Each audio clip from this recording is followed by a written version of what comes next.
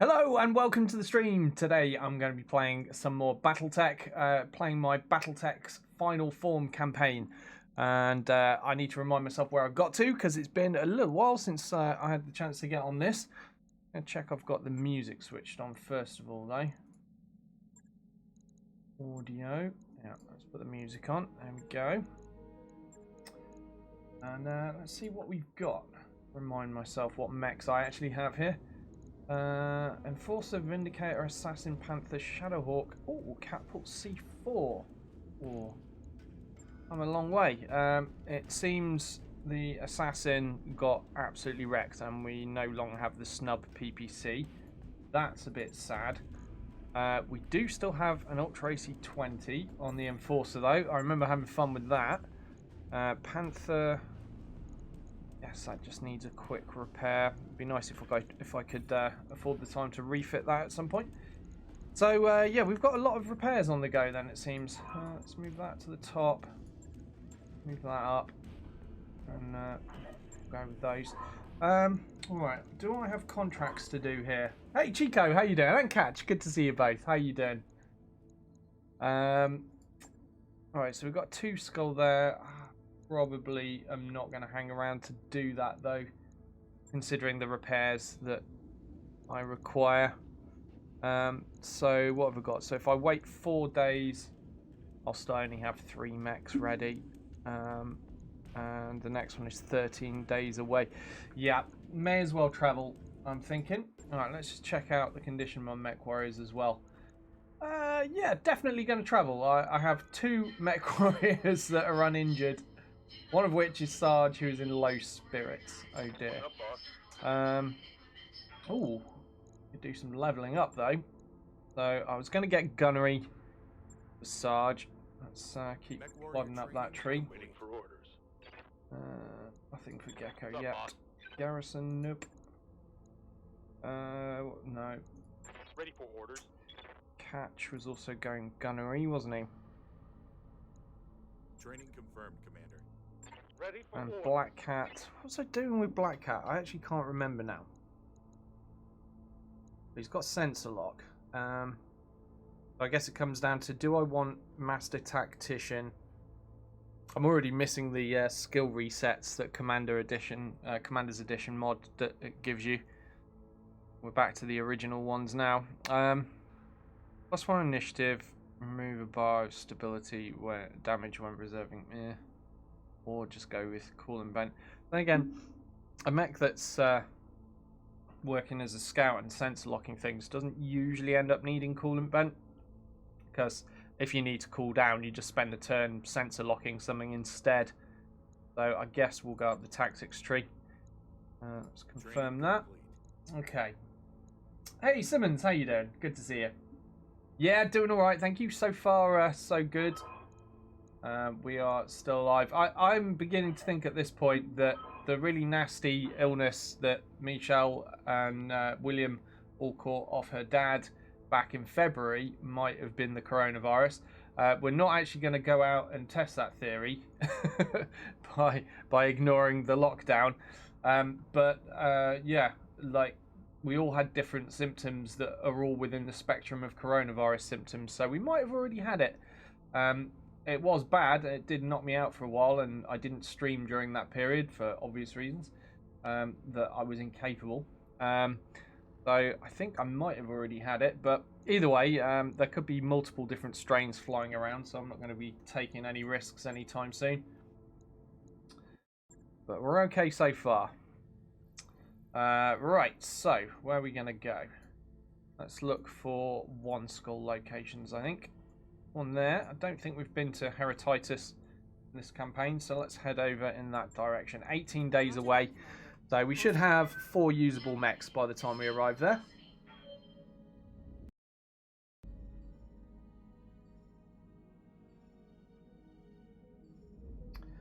So yeah, at the moment, as far as streaming goes, I'm going to try to stream at the weekends. I'm finding in the evenings I'm far too tired after caring for William in the day to be able to do a stream. But weekends, I can grab a couple of hours here and there. Morale decreased by 2. Okay, that did not go well. Yeah, I can grab a couple of hours here and there. And so yesterday we played some Mountain Blade Bannerlord, or Mountain Blade 2 Bannerlord, whatever you want to call it. And very much enjoyed that. I was intending to split that stream into 2 and do a bit of BattleTech as well. But I had too much fun with Mountain Blade, so we ended up doing that for the whole session. But today I'm going to do a bit of BattleTech, probably just a couple of hours though, because we don't have much time at the weekends. We've got so much to do. I need to look after William for a bit, so Shell can sort some things out, and yeah, so I'm not going to be streaming too long today, but I'll get a couple of hours in, do a few missions, and see where we get to. Okay, we are now 3 days away from our destination. Looks like all our pilots will be healed up by then as well, which is good.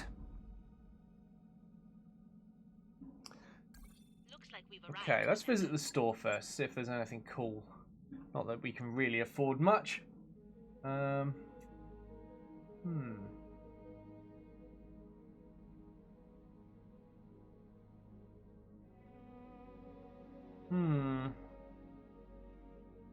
No, there's nothing really of any use to us at the moment. Let's just check the hiring hall.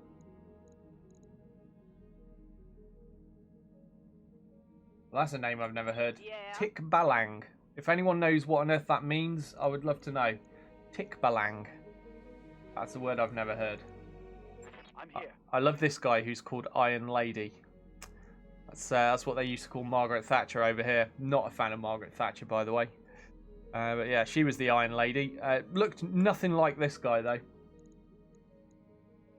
What's Simmons saying? An untested theory is still a theory worth testing in other ways with proven facts from other sources such as media and documentation, like getting a paper on the Black Plague.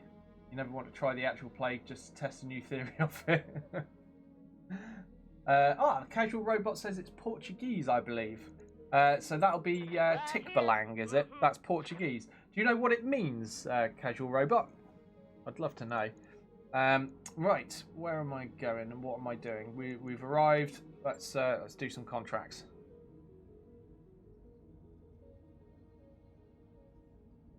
Keep in mind, Chico. Oh yeah. Oh yeah. I hadn't kept in mind Chico 2.0. Thank you for the reminder. Too much time had passed. Okay, well, reporting. I mean, do you mind being female for 2.0, Chico? Kind of want to hire Tikbalang because the name sounds cool, even though I'm going to rename her immediately. Right, this is the new improved Chico.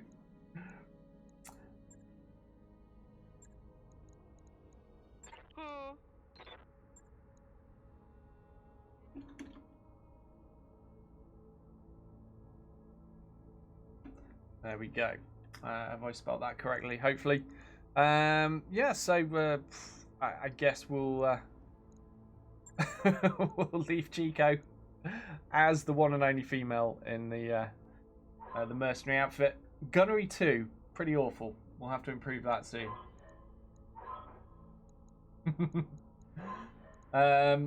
Right, where am I going? What am I doing?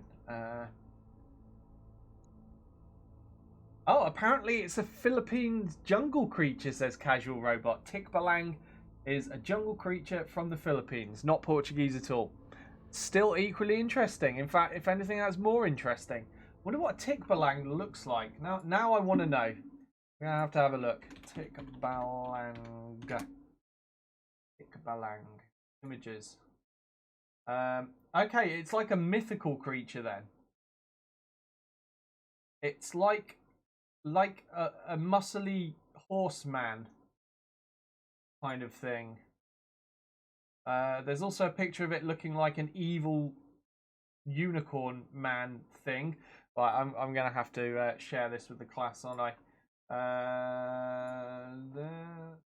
Turn that off. There we go. Right. So this is what the Tikbalang brought up in the Google image searches. That was the first picture. It's like the furries have been hard at work there. Then there was this, which is kind of still a weird horsey type thing with claws. But this one was my favourite. Well, it looks like a unicorn with roid rage or something. It's gone absolutely mental. Look at it. That's definitely the best picture of a Tikbalang. Yeah, so that's what that is. We've learned something today. I hope you're all impressed with that. All right, let's go back to the game. So it's a fursuit. Hey, Lazy, how you doing? Good to see you. Yeah, it's just a roid rage furry. That's what it is. Where am I going? Contracts. That's it. Let's look for something easy. Titan attack. Looks very easy. Defend base. Yeah. What about this one? Destroy base. Yeah, let's go destroy stuff. That's more fun than defending stuff. We're against the planetary government. That's all good. Right. So, who shall we take out for this? Clear everyone out. So, what have I got? PPC, LRMs, large laser AC5, Ultra AC20. Okay, I need somebody with good gunnery for the Ultra AC20. Actually, it makes sense to stick Black Cat in that. Got sensor lock as well, so he can be useful when he's not firing the Ultra AC20 to clear the stability penalty. Catch has got gunnery 7. Wow. That's pretty impressive. Stick him in the Shadow Hawk. Sarge loves PPCs, so that's a no-brainer. He's going in the Panther. And now I need one more. I got. Oh, should we give Chico 2.0 his/her first outing? I should say their first outing, maybe. Okay, let's deploy.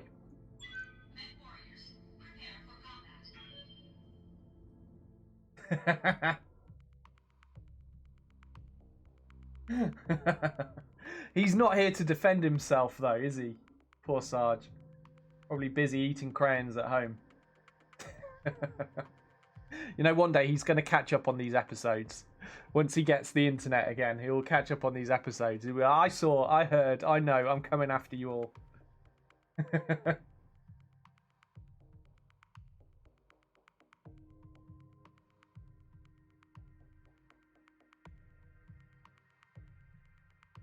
No doubt used to scare children into eating veggies. Yes. I think it would scare adults as well, that thing.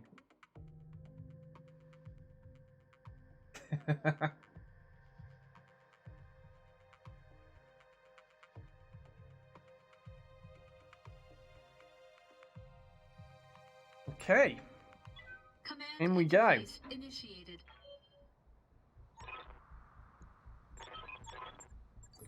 So how do I play this again? This isn't Mountain Blade. What am I doing? I played so much Mountain Blade recently. Every spare minute I can get where I'm not looking after William.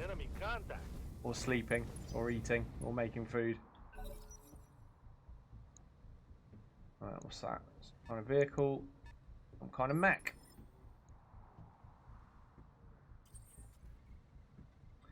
I'm going to reserve. I want to move the Enforcer first. Yes. You could probably just sensor lock. I could get a line of sight there.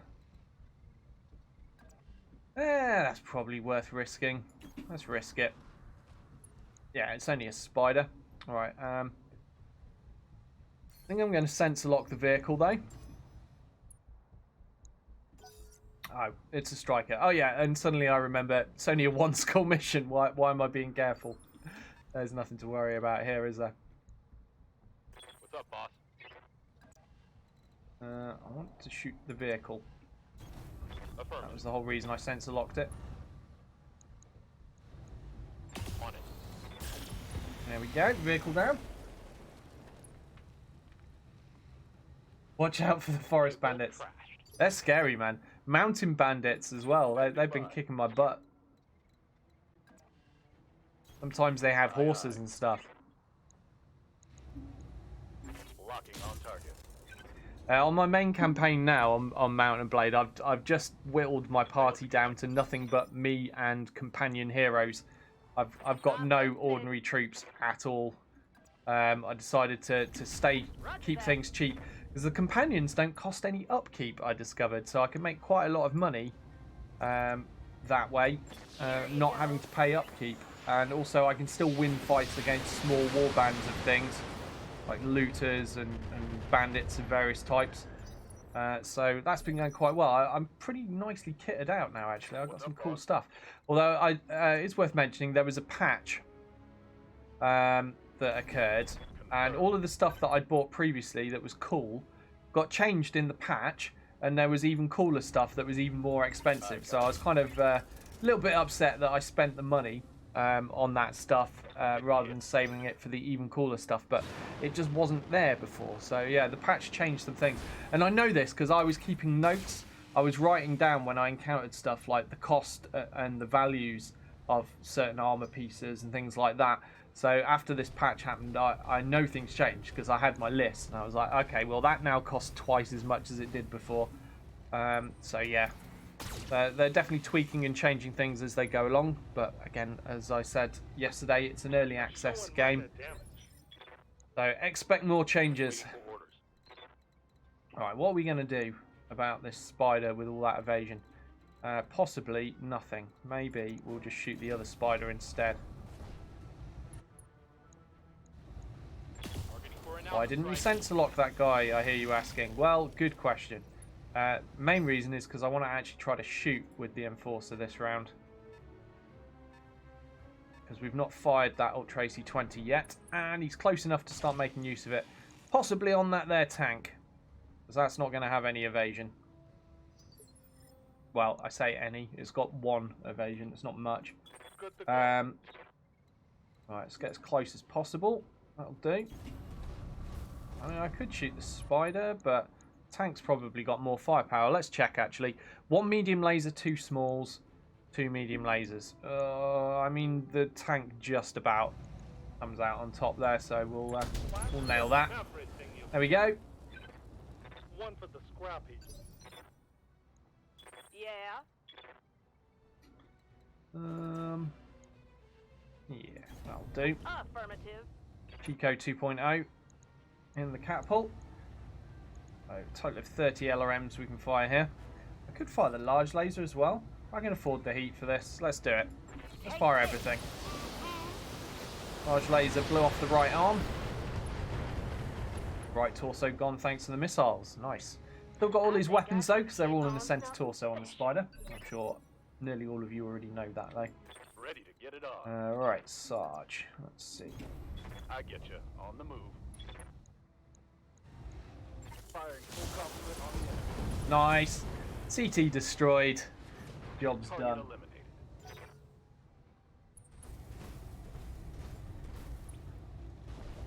Catch says, I wish Sarge was here. I had a couple of digs lined up as well. Yeah, I miss Sarge, man. Light damage, Commander. I'm hoping the only reason we've not seen him is because the library's closed due to the virus or something. I hope he's healthy and well, doing all right. I'm sure we all do. But Sarge, if you're out there, if you see this at a later point or whatever, we miss you and we hope you're all right, buddy. Commander. Right, we're just going to do a whole bunch of punching of this guy now, I think. Targeting for physical attack. Or kicking. Kicking's also fine. Solid connection on that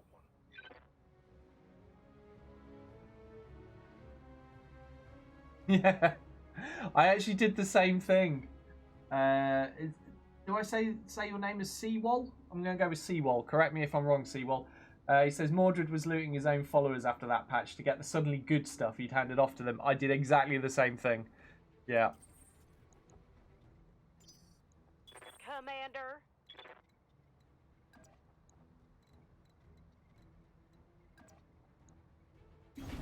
Yep. Yeah, a few things changed. I don't know why they decided to change things, but I'm actually happy with the changes. I was just annoyed that I'd already spent money on things and sold some other things that, you know, and after it all changed in hindsight, I would have kept and so on, or saved my money on. Reporting critical hit. Excellent. Good. Glad I'm getting your name right then.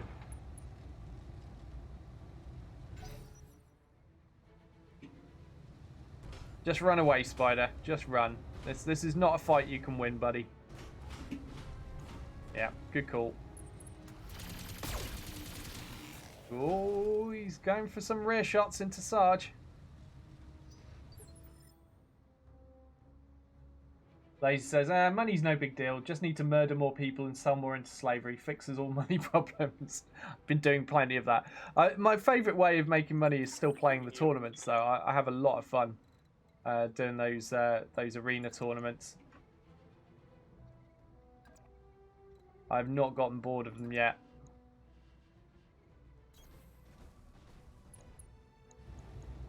Firing on target. And with the gear I've got, I haven't lost one of those tournaments in quite a while now. On my main game. I'm sure I'll be losing some more on my stream game because my gear is not good on that yet. But on my main game, I'm mostly just, well, 100% winning those tournaments. Because my armor is so damn good that it's very, very forgiving now. And see, that was my strategy for the game, really, is upon discovering, okay, when I enter a tournament, the armor that I wear in that tournament is my own armor at the moment. I figured, well, I'll just save up all my money as much as I can and just buy the best helmet, cloak, body armor, gloves and boots that I possibly can, because all of that contributes to your armor score. So I figured I'll do that, and then I'll be able to just keep winning these tournaments, because, you know, the other guys don't have particularly great stuff. However, it is worth noting that when you do those tournaments, your companions also enter the tournament because they're in the location at the same time as well. So if you've tooled your companions up really well, they will present a challenge in the tournament. And I thought to myself, you know, it's not the end of the world, because I could just like unequip all the gear from my companions before entering the tournament, and then there'll be easy kills. But it's not got to the point where I felt I need to be cheesing it like that. I've just left them with the good gear I've given them, because I'm still able to best my companions in a fight at the moment. They're not highly skilled or anything right now, so I'm able to just cakewalk it still. But yeah, I strongly recommend that approach. If you can just grab yourself the best armor you can possibly find and just go around doing arena fights, just placing bets on yourself as you go, plus picking up the rewards for it as well, and you know, you can sell those or equip those depending on if they're better than what you've got. And it's quite an easy way of generating a big pile of cash. And of course, in between that, when you're traveling between the major settlements where the arena fights are, you can be just picking off little war bands as you go. And so that's what I'm doing to generate money. No troops, just companions, literally just companions. And I'm just tooling myself up above all else and doing those arena fights. And I'm really enjoying it. For some of you, that might not be how you like to play. That's the beauty of the game. There's so many different ways you can play. And so many of those ways are a lot of fun. But for me, I really enjoy that at the moment. And it's generating me a nice income. I have like 5 bajillion horses and camels and stuff as well. My carry weight, I can carry like well over 5,000 in weight, or whatever the weight measurement is done in. Yeah, so I can carry, like, at the moment it feels like almost infinite amounts of stuff with just my tiny little warband. The only drawback from having a small party, because what have I got? There's me plus 6 companions at the moment, and that's my entire warband. The only drawback is that you can't carry too many prisoners doing things that way, but you know, I think I can take like 14 prisoners at a time, which is it's enough to keep me happy. And as long as you sell them, you know, as soon as you pick them up, you just go to the nearest city and sell them. You don't tend to get an overabundance of them, so yeah, it's pretty good. Still enjoying it though. Lazy says, I'm not that good in all the weapon mixers, so Tony's are hit and miss.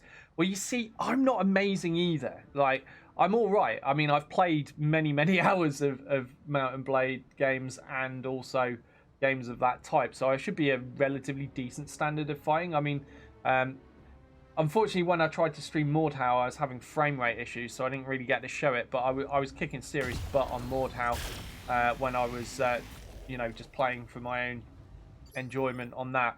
So I'm all right at the fights, but I wouldn't say I'm like, you know, expert level or top notch or know all the tricks and stuff like that. But in spite of that, I'm still able to win my arena fights, and that really comes down to, as I said, the armor. Because having that awesome armor means when I screw up and get stabbed or slashed, I've got the armor to be able to take those mistakes and get away with them. And that's really why I've gone all out for getting that armor. That's what it's all about, really. That having that armor is incredibly forgiving of your terrible fighting skills. So it works for me. It'll probably work for you as well. And then, of course, doing the arena fights is actually a good way of practicing using the different weapon styles, because it just forces different weapons upon you, you know. It's a good way of leveling up your abilities with a wide range of things. And also just getting used to using them. So yeah, I mean, I have a lot of fun with that anyhow. But if you want to be more of a pacifist, you can always just make your money by trading. I mean, you could, if you like in that game, you could never fight a battle yourself. You could just avoid all the fighting, just trade, make money, build yourself up an army, and then just sit at the back while your army does the fighting. And there's absolutely nothing wrong with that approach either if you find the actual melee engagements tricky for yourself. Again, one of the great things about the game. So sandboxy, so many options.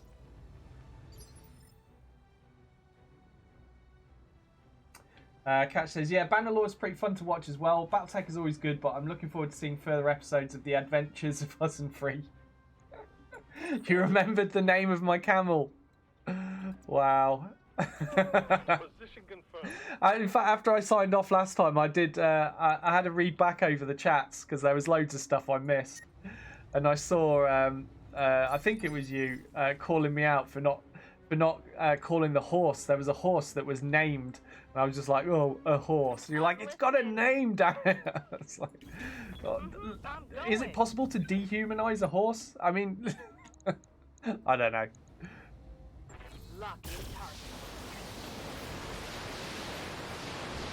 That's right, Lazy. Yeah, he says that's one thing about Mount and Blade games. Lots of ways to enjoy. Absolutely, yeah. Target destroyed. Yes. Yes, Commander. Oh dear. Yeah, I can guarantee you 100% I'll be streaming more Mount and Blade in the future. As I said before, like the last one, Mount and Blade Warband, is one of my most played games on Steam of all time. It's one of my favourite games of all time on Steam. Yeah, I've been looking forward to this this current title for a good long while. It feels like an eternity, so now it's here.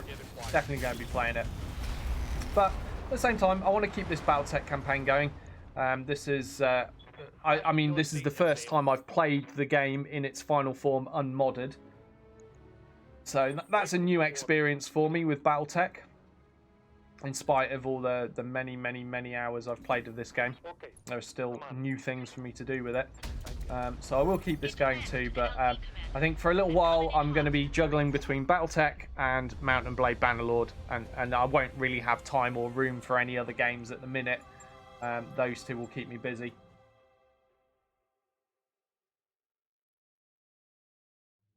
Well, in fact, that weird beast monster thingamajig we were looking at a bit ago, that was a humanized horse, wasn't it?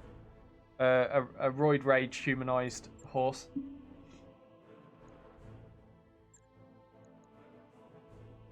And we mustn't forget Frostbeard the Beardless. I'm still not over that, Chico. I feel like something is out of order there. You can't call a character Frostbeard and then not have a beard. Damn it, that's just not that's not cricket. To use an English phrase that I'm sure you've all heard. Right, what am I getting here? Let's get a bit of spider. We'll sell that bit of spider. And that other bit of spider.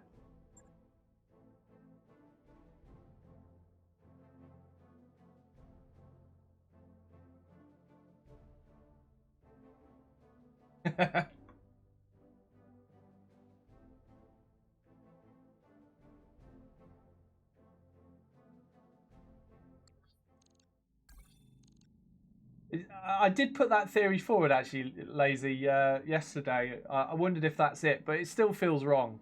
Lazy's saying his beard froze off, so all the other mercs make fun of him by calling him Frostbeard. I didn't get the make fun of him bit, but I did wonder if his beard got so frosty it froze off. But that's probably the best theory yet, actually, Lazy, yeah. All the other mercs make fun of him calling him Frostbeard because his beard got frozen off. Yeah. That's our canon explanation for him now. Why is Yang telling me I can't do any missions because I need repairs? I have 4 usable mechs. What's he on about? What is he on about? Right, I suppose we should do something about this, shouldn't we?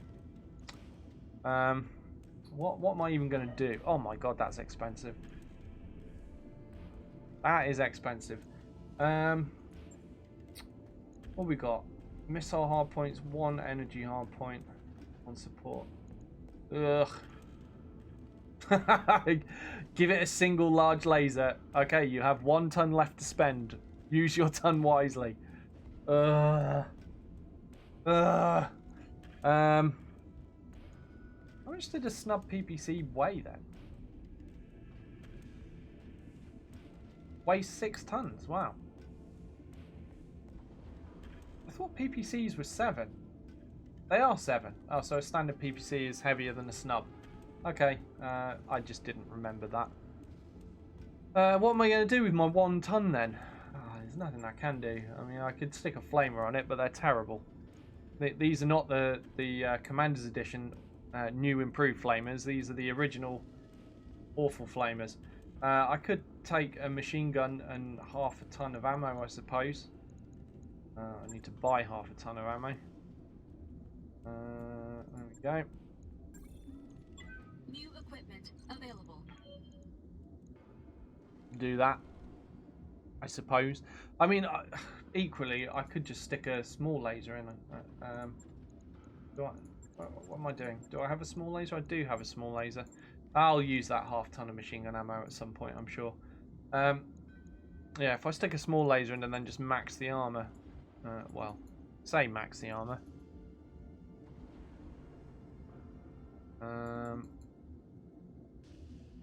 Oh god. Oh god, this is this is so bad. I have to strip a lot of armor here.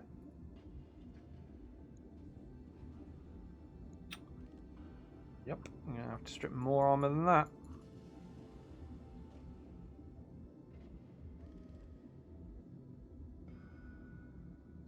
Even more armor than that. Oh man. Take it off the legs. Yeah, it's all got to come off the legs, doesn't it? Yeah, that'll do then.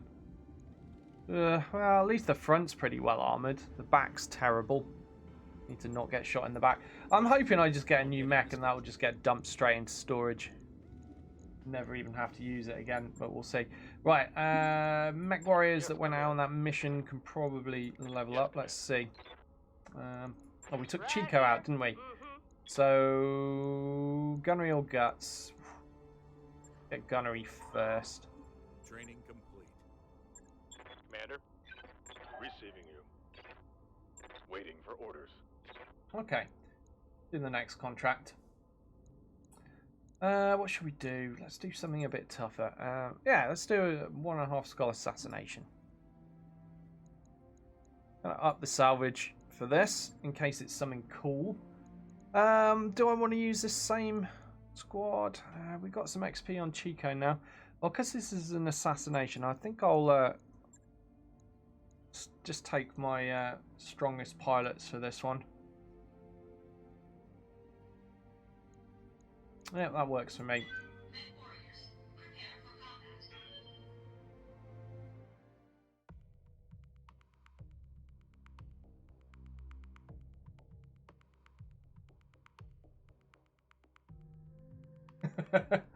Thanks for that, Syndrin. That's not getting read out, but thank you anyhow.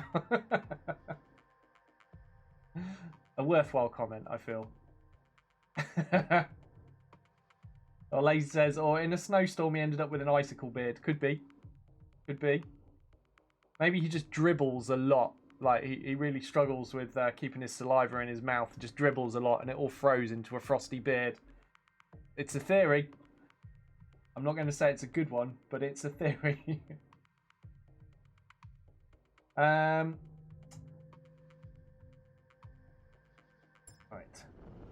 Command interface initiated.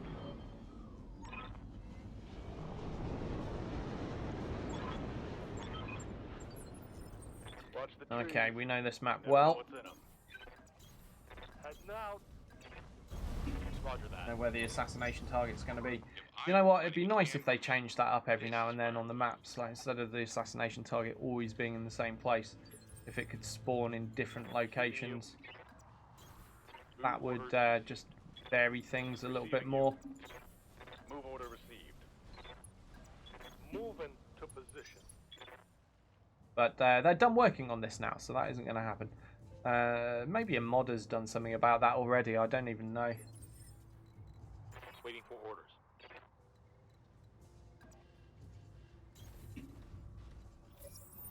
Orders. Roger. Piece of cake. Got it.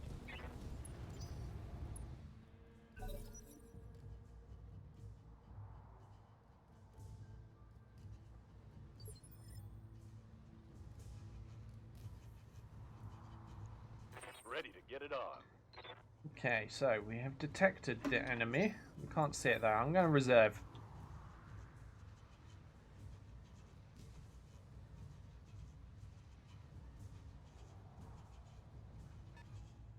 Time to earn our money.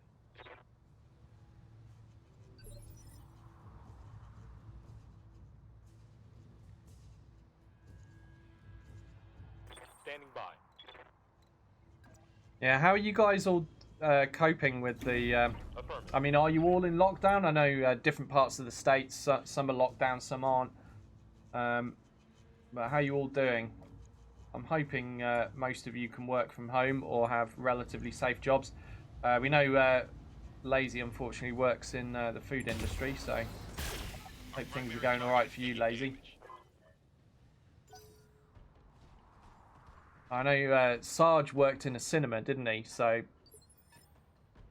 they're probably shut down. Good to go.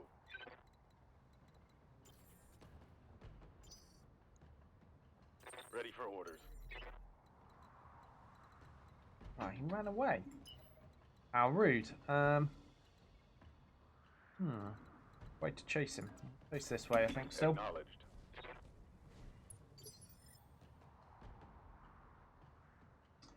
Yeah, I mean, the numbers in USA have gone absolutely crazy, haven't they?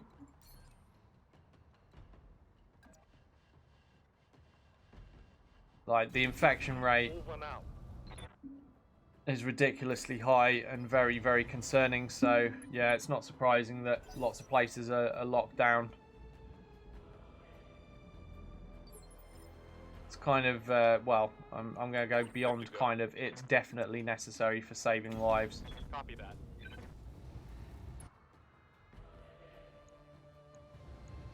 Roger that.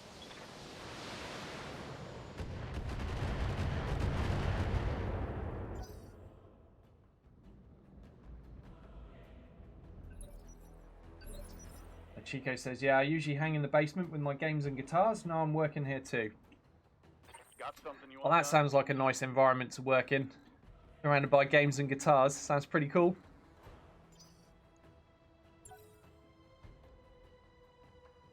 Chico says, working right now, as a matter of fact. On a Sunday. Working hard there, then.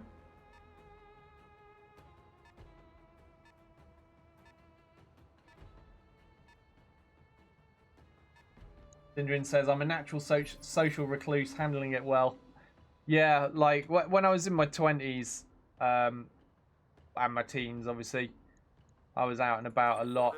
But, yeah, post 30, I'm more of a shut-in, so it's just business as usual, really. I mean, I used to, obviously, play in bands. I'd still be out and about for gigs. But I don't do that now. Looking after William. Gave all that up to be a full-time dad. So yeah, I'm already well used to spending a lot of time at home. It's not so bad. Yes, Commander.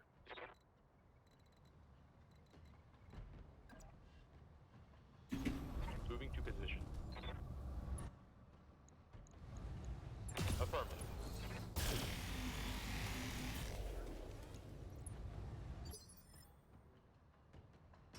Nico says, my operation is a 24/7 kind of deal. Ah, okay.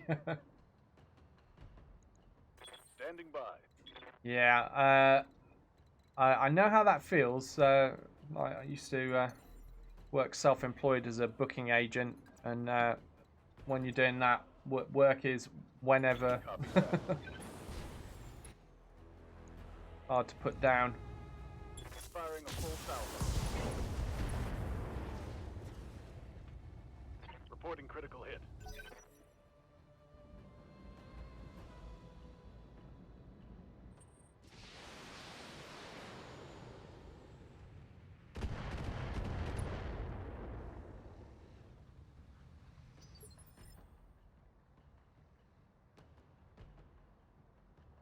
What's up, boss? Yeah, that's it. It's kind of weird because I mean it's been very, very quiet. Obviously, there's like almost no traffic apart from bin collections and deliveries, like food deliveries and stuff. There's nothing going on. And the only time we've seen people in quite a while is when I don't know if you guys heard. It's like every Thursday night at 8 o'clock, I think it is, once a week. People are like standing out of their front doors and clapping for our health service providers, some of which are already dying, trying to save people from this. So that's the only thing that's you know, the only time you're seeing other people is like almost everybody on our street was out on Thursday, clapping and waving randomly at each other, going, "Ah, you're a person. I'm a person too. Hey, we've never really interacted before, but hello."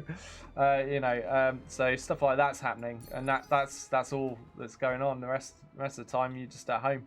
There's barely anyone on our street is actually going out to work. I don't know if that's because most people are able to work from home, or whether most people are doing jobs that now can't be done, or and they're on furlough. I don't know which of those things it is, but yeah, there's only pretty much only like a couple of cars that I can see looking up or down the street that seem to be disappearing off to work. Commander. All that being said, though, it was in the news today because we've had some sunny weather again, that there are loads of people just ignoring the lockdown and going out and about and sunbathing and stuff. So government's pretty mad about that. They've reminded people it is the law. You're not allowed to do that. It's against the law. Stop it. And they're getting rather upset about it all. And they've threatened us with even more draconian lockdowns if the minority of people that are spoiling it for everyone else, as they put it, continue to do so.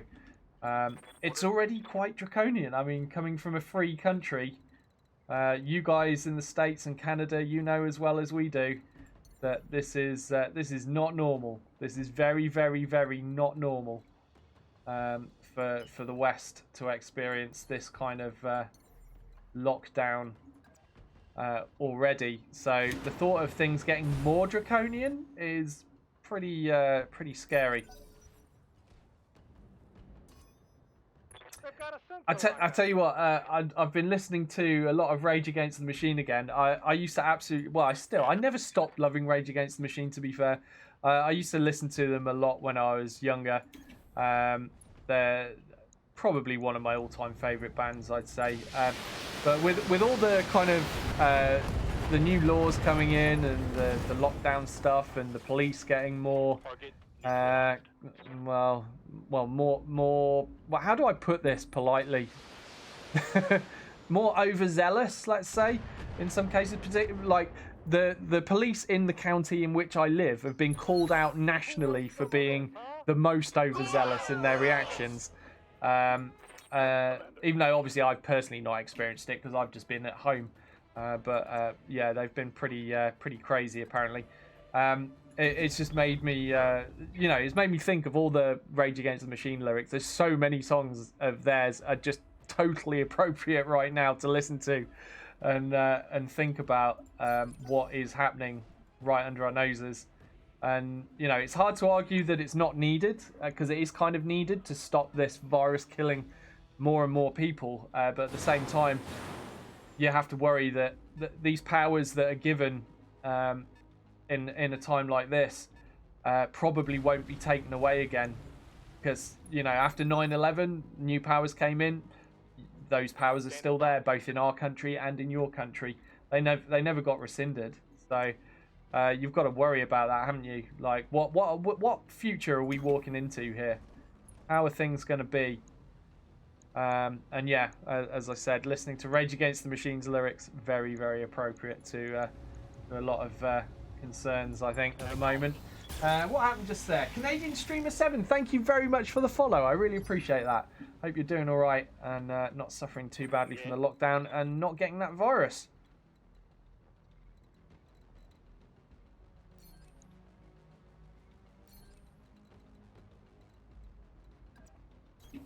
Consider it done.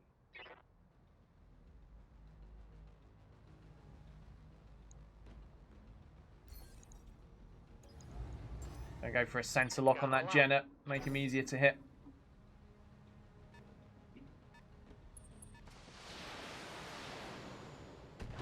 Syndrin says children born during the corona outbreak are to be referred to as coronials, by the way. Oh, nice. I saw in the news that some twins were born in India and they've been named Corona and COVID. I mean, do you laugh or do you cry at that? Because on the one hand, it's kind of funny, but on the other hand, do you think those kids are going to have a great time being named after a virus that's killed already tens of thousands of people? And who knows, by the time they grow up, if we never get rid of this, it could have killed millions. We don't even know, do we? It's almost as bad as calling your kid like Pol Pot or Chairman Mao or Stalin or Hitler. Like, why would you do that to your child? That's just bonkers. Moving out. Oh, are we talking about Hungary now? Yes. Yes, we are. Yes. Yeah, Hungary pulled a Palpatine move, says Syndrin. Yeah, basically, that's right. They have declared the president a dictator. He's now dictator of the Republic, Emperor of the Republic. Yeah, serious stuff, because who knows if that'll go away afterwards or not. You just don't know. And that's like a full-on European country. Like we're not talking like Africa or Middle East or any, you know, or South America. We're not talking about the more deprived areas of the world here. We're talking about a European nation. Like, I mean, okay, so there's still Belarus, if you know your global stuff. There's still Belarus has a dictator and is technically in Europe, but aside from Belarus, which is about as tin pot as countries come, yeah, you just wouldn't expect a place like that to suddenly become a dictatorship. I don't know. Speaking of Belarus, I don't know if you guys have heard how they're planning on dealing with it. Apparently, their president or dictator reckons they're going to get through it with vodka and working on their tractors and such. So yeah, everything will be fine.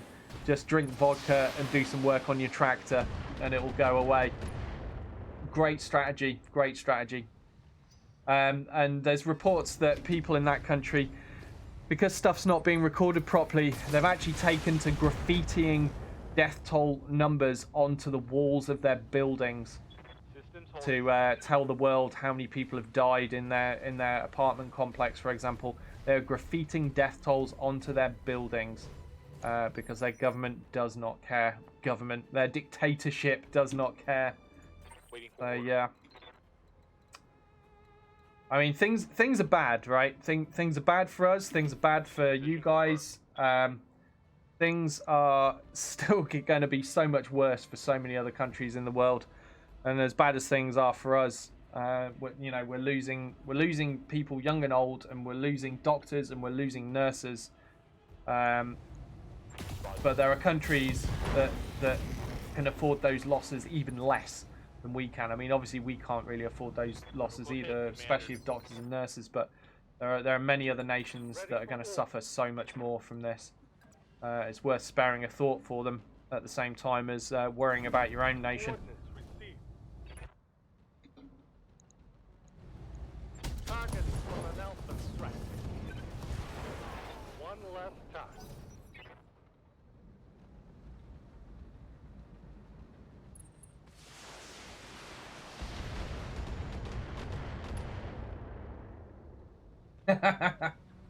Yeah, welcome, Canadian streamer. It's very nice to meet you. Glad everyone's giving you a warm welcome there. Catch says, well, tractors are immune to COVID-19. Yes, yes, they are. Pretty sure that is true. I don't know if you guys heard about this one. I think some Belgian study found that it can be the virus can be transferred between cats. Like, feel free to do your own research into that one, but that's kind of concerning because, you know, every package that comes through the door, cats have a tendency to rub up against it immediately and could potentially get themselves contaminated. So be wary of that. And also, if your cats are outdoor cats, in and out, they could be, you know, getting it off other cats and bringing it into your home. I don't know how transferable it is from cats back to humans, but apparently they found that it is transferable between cats in a Belgian study.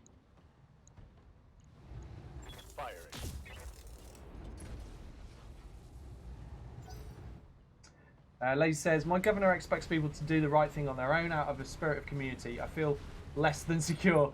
They only close restaurants, bars, etc. after being reportedly petitioned by a group of 1,500 medical professionals across the state. Yeah, our country tried that first. Boris was like, oh yeah, the good old English spirit, or British, I should say, spirit. That, yeah, everyone will pull together and do the right thing. And then, you know, after a couple of weeks of lots and lots of people doing exactly the wrong things over and over, they realised they had to lock us down. That's the trouble. If you just want to have faith in humanity and trust human nature and that people will do the right thing, most people will, but that's not enough, because it's about the minority of people that won't, that cause the problems for everyone else and keep spreading it. So yeah, unfortunately, because just like, look, we all know, we all went to school, right? Everyone went to school. You all know that, like, most kids were all right, but some were complete assholes. And a lot of the more draconian school rules are there just for the assholes. Like, most of the other kids don't need it, but the assholes do. And because the assholes need it, everyone has to work under those rules, you know. So, and that sucks. And it's the same in society, you know, outside of schools, you still have assholes. You still have people that just don't think about anyone but themselves and don't know how to behave as part of a community.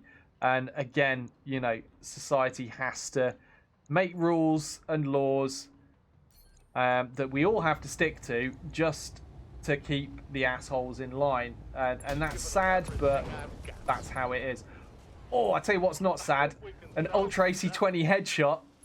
That was brutal. Yeah, generally, a lot of them can be, yeah.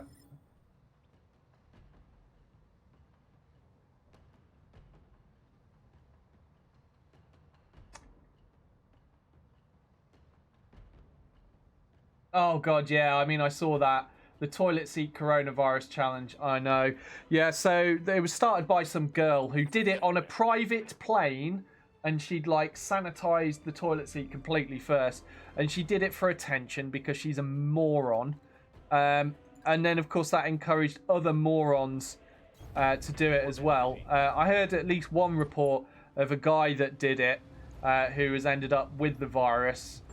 So, you know, well done, that guy. I'm not gonna, you know, wish ill health on him, but I am gonna say he got what he deserved.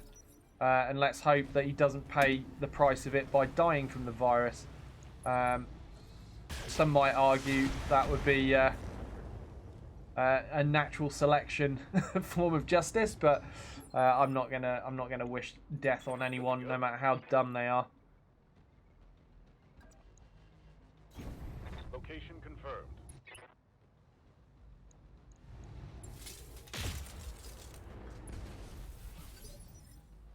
Wash it down with a Tide Pod. I heard they cure it. Chico,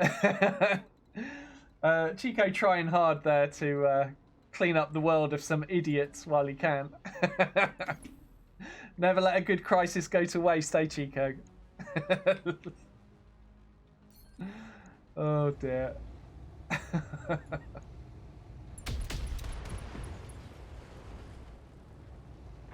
a kill. Yeah, Canadian streamer, yeah.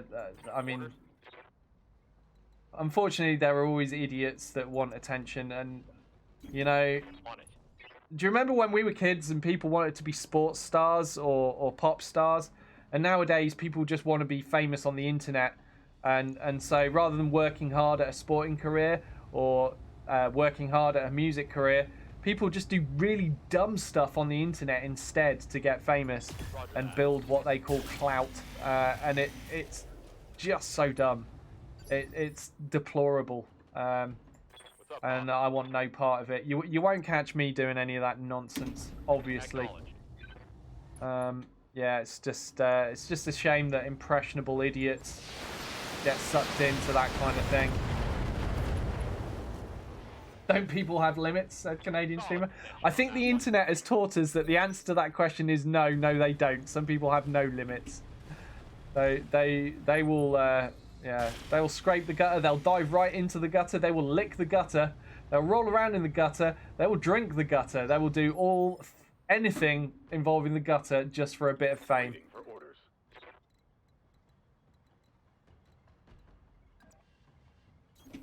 Copy that. Targeting for an alpha strike. Tango down. Yeah, Catch says, yeah, we were raised with the idea you needed an actual talent to become known. That's right, and once upon a time you did. Well, to a degree. There were still, you know, pretty faces with very little talent or no talent that could get famous through their connections and auto-tuner and things like that. But yeah, certainly things have devolved a lot since even then. That now, yeah, you can get famous by licking a toilet seat. Well done. Well done.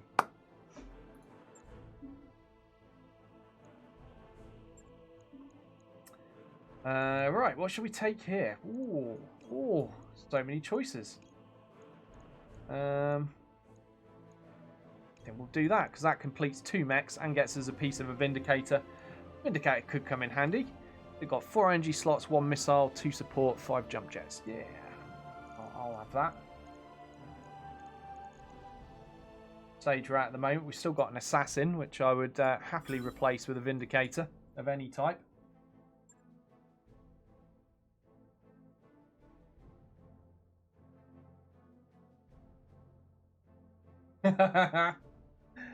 Lazy says, there's always someone pushing past those. Don't we encourage people to get out of your comfort zone and do something new and exciting? Yeah. Gotta be honest, licking a toilet seat is not on my list of things to do. Oh, God. Some things are outside of comfort zones for a reason and should definitely stay outside of your comfort zone. I'm sure we all agree with that. Lazy says, do you think licking toilets is the end of the line? They'll find something stupider. Oh, for sure, mate. For sure. There's always something more dumb. Always. Ready for orders. Yeah. Standing by. Yeah. Orders. Do I actually need any repairs? I don't know, everything's going swimmingly well so far. It seems the key to doing well at BattleTech right now is just to not concentrate, keep moaning about the world, and absent-mindedly plodding through missions. What's this? We've got a 2-skull battle against the Magistracy of Canopus. I don't normally like doing contracts for planetary governments because you're not gaining anything in rep. You're just shooting yourself in the foot, really.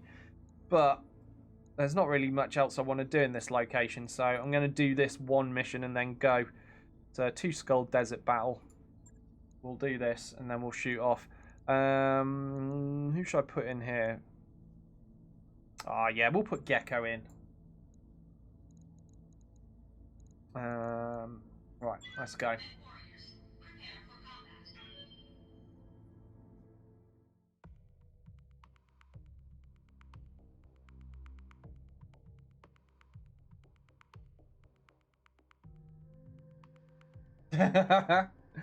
Catch says, my eternal internal conflict is, am I being too pessimistic about humanity versus am I not being pessimistic enough about humanity? I'm going to guarantee you right now, Catch, that you're not alone in that. I have the same thoughts myself. Yeah, I mean, there are small pockets of people that are awesome, really, really awesome, do great things for other people. And are great to be around, but there are also small pockets of the worst kind of people, and then there's a lot of grey in between. So, you know, it's a bit of both, really, isn't it? With a lot of indifferent people. On it. Moving out. I copy.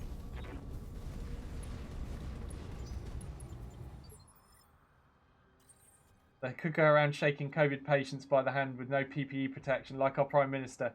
Where are you from, Seawall? Are you from the UK? Or is someone else's Prime Minister as dumb as ours? All right, okay. Yeah. Yeah, I mean, not only has he got it at a time of great crisis, where, you know, leadership and direction is required. Not that I ever wanted his leadership, but never mind. Let's not get political. But he's also given it to his partner, who is pregnant as well. So that's not a great thing, is it? Let's hope they're all okay. Boris is still smarter than the Donald, says Lazy. Well, at this point, I would say that's debatable, because the Donald hasn't actually gotten ill. But I would say the Donald's response was far too economically minded and not enough save the people minded. So there's probably going to be quite a hefty price in lives for the USA's response. So some might argue that was dumber than ours. But we were pretty slow to react, considering the warning we had. We had plenty of notice. We knew this was coming. We saw what was happening. We prepared nothing. We didn't get in extra PPE. We didn't get in testing equipment. We did nothing until the last minute. We didn't shut things down. So, yeah. I don't think either the UK or the United States governments have responded well to this crisis at all. Unfortunately, we're both going to get scoffed at by other nations that have done the right things sooner. But hey, at least we're not Sweden. Don't know if you know what's going on in Sweden, but they're all pretty like, yeah, things will be fine. We don't need to shut things down. It'll be okay. So things could get pretty bad there. Hey, I'm getting Hey, Greybeard. Nice to see you.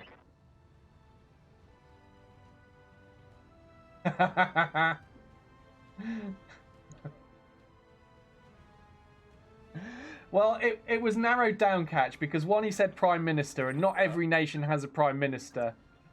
And two, yes, he did mention is an idiot, so yeah. They were the clues I had to go off.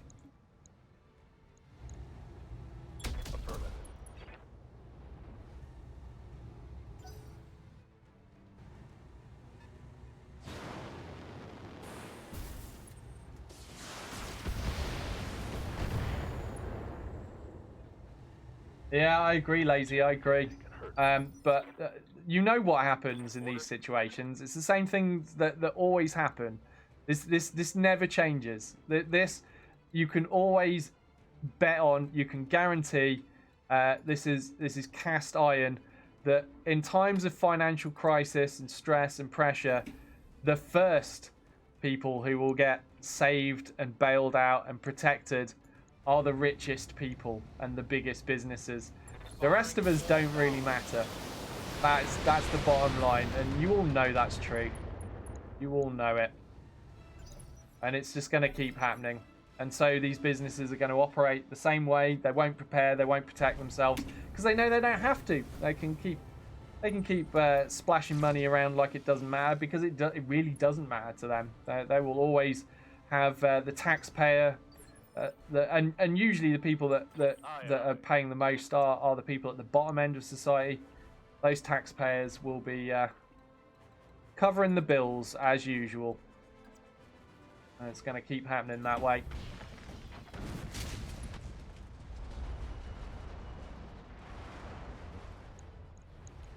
Targeting for an alpha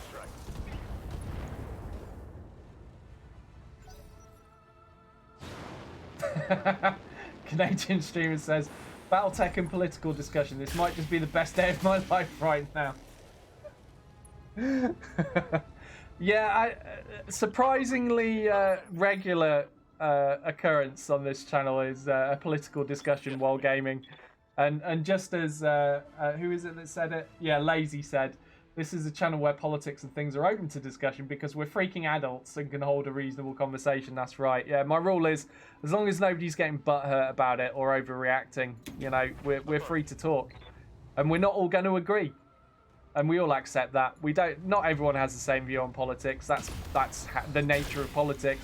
But we're all able to state our case one side or the other reasonably without having tantrums. So, yeah, that's the best way in my opinion. Hey, Santa Claus, how you doing? He says, the battle between Mother Nature and stupid people is a lost cause. As fast as Mother Nature removes the stupid people from the gene pool, a new, bigger generation of stupid people appear. Oh, that's funny, but it's also very, very sad because it's true. Yeah. Confirmed.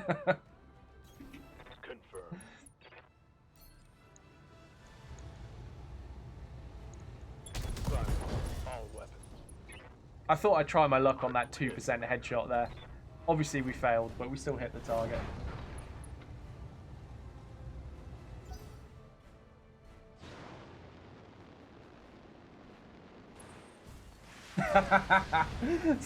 Citrus says, as long as people respect differing opinions and realise that I'm correct and they're not. Receiving you. Acknowledged. Did that guy eject? Huh? What happened? The assassin die? It looks pretty... Oh, sorry, the Phoenix Hawk. Sorry. Did that die? I don't... Oh, maybe it was pilot injury? I wasn't paying attention, but suddenly it's dead, and I don't know why. But let's not question it. Let's just rejoice that there is one less mech to fight right now.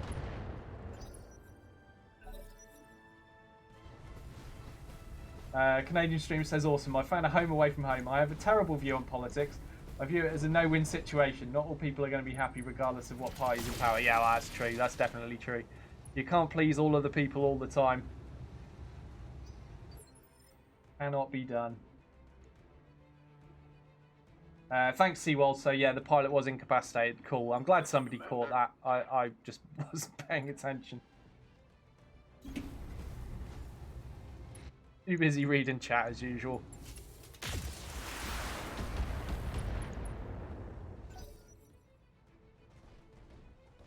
Nice. Greybeard says, politics is a zero-sum game. If you have an election, some zero will get the job. Oh dear, that's the trouble though. If only there were zeros. Unfortunately, they're generally people that come from the elites, aren't they? The rich and the powerful. When was the last time someone that came from the bottom of society won the top position in a country? Certainly hasn't happened in ours. Don't recall it ever happening in yours either.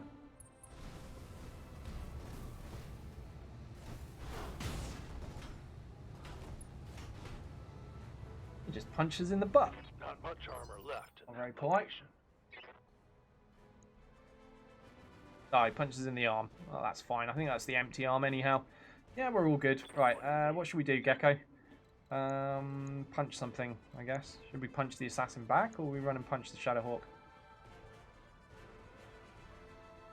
What condition is that in? I shouldn't run and punch a Shadowhawk, actually, because that could one-shot me. I think instead what I should do is run away somewhere. Get myself a butt-ton of evasion. And lose some heat. Ready for orders. Now then, garrison. On my way.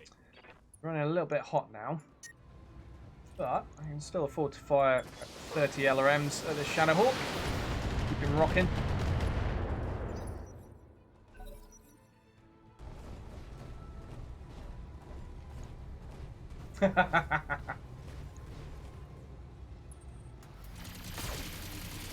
Oh really? Was Abraham Lincoln from the gutter?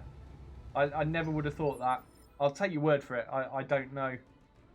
I don't know anything about him before he was a president.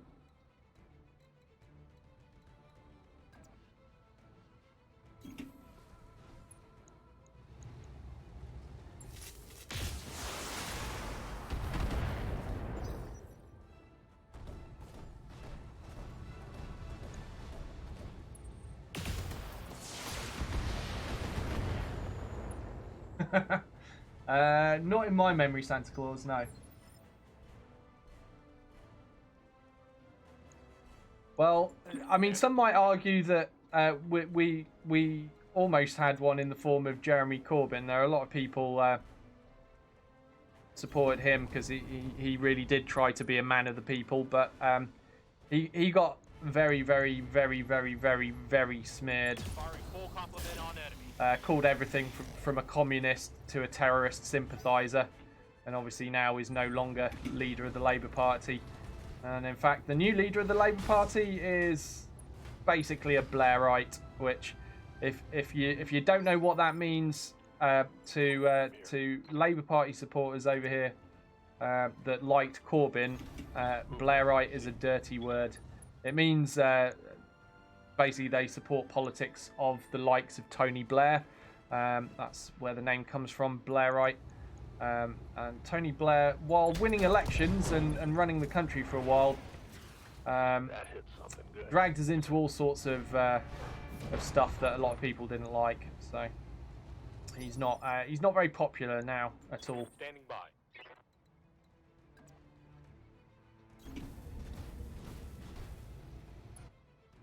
And yeah, also worth pointing out the new leader of the Labour Party.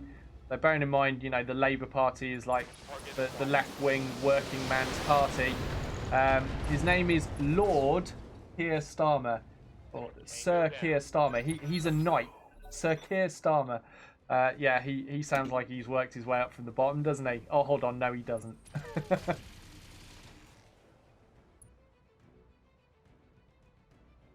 Damage minimal. Receiving you.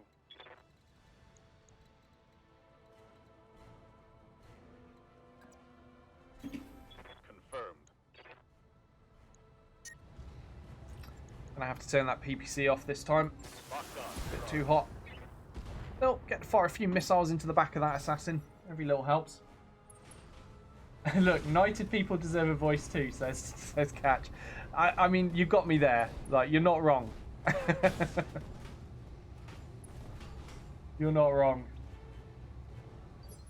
Pico says despair, resentment, and BattleTech. Good to go. Yeah.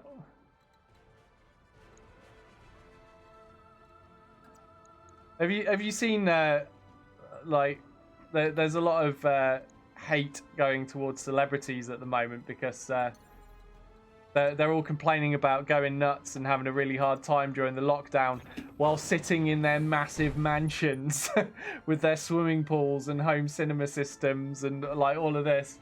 And they're complaining about the lockdown, and meanwhile you've got people living in like one-room apartments are like shaking their heads and saying, what? Like, how dare you complain? What? And damn right too. Like, celebrities in a lockdown, it's like a holiday. I mean, they live in a place that the likes of us couldn't even afford to have a holiday in, let alone live in, you know.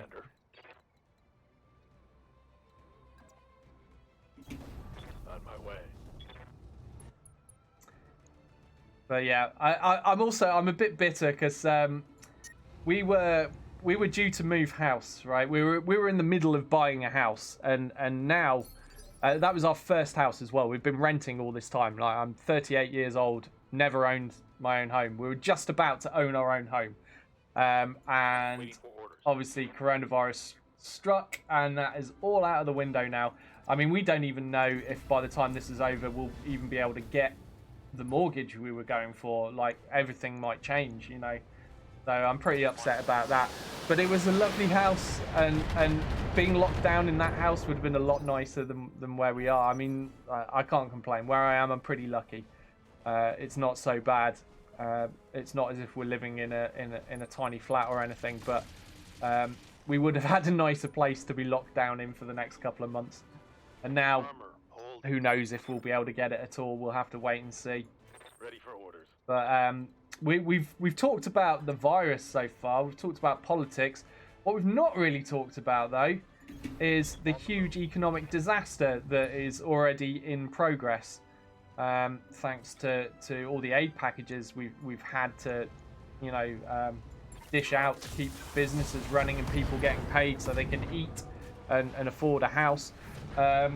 Yeah, I mean, we're gonna have the biggest global depression that's ever been seen, according to what we're being told, and I believe it personally. I think things are looking very bad, and already China is looking like they're going to be benefiting quite a lot from this. They've kind of forced themselves through recovery, lied about their real death toll, got people back to work early to get their economy up and running before everyone else. While the rest of us are still suffering from a virus that spread around the world because the Communist Party of China were not truthful and tried to suppress it. So I have zero sympathy for their government. I feel bad for their people because their government is not their people. You know, don't pick on Chinese people over this, but I think it is fair to heavily criticize their government. Yeah, they're already starting to benefit from it. You know, they are selling. They bought up, for example, loads of face masks when things were hitting them and not us.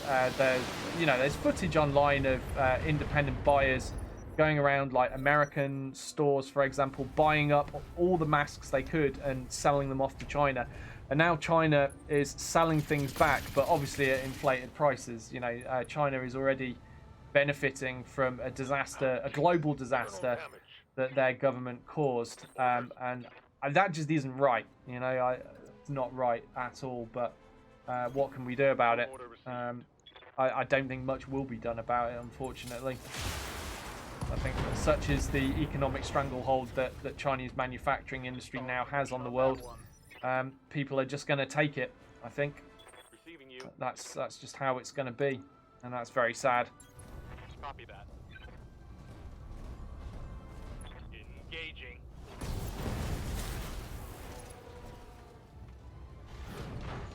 One less target. Yeah, Lacey says, "Yep, I live in a one-room apartment. I'm one of those." Yeah, man, I feel for you because, you know, like even the difference of being able to walk into a different room and just hang out in a different room for a bit when you're in lockdown, that change of scenery can make all the difference to your mental health and how shut in you feel. And yeah, just being stuck in one room, you know, that's no fun, man. That's no fun at all. I feel for you, buddy. Yeah, and again, you know, there's people, you know, a lot of people will have gardens that they can go outside into and enjoy the weather, but then you forget there are so many people that don't. You know, like everybody that lives in a flat or an apartment, whatever you guys call them over there, they don't tend to have gardens. You can't just step outside for some air, can you? Like that's it, you know. So yeah, it's pretty sickening that celebrities have the gall to complain about about their situations while they walk around their palatial mansion and their huge grounds. You know, like, oh, what, you're suffering, are you? Oh, this is driving you crazy. You're having a hard time, are you?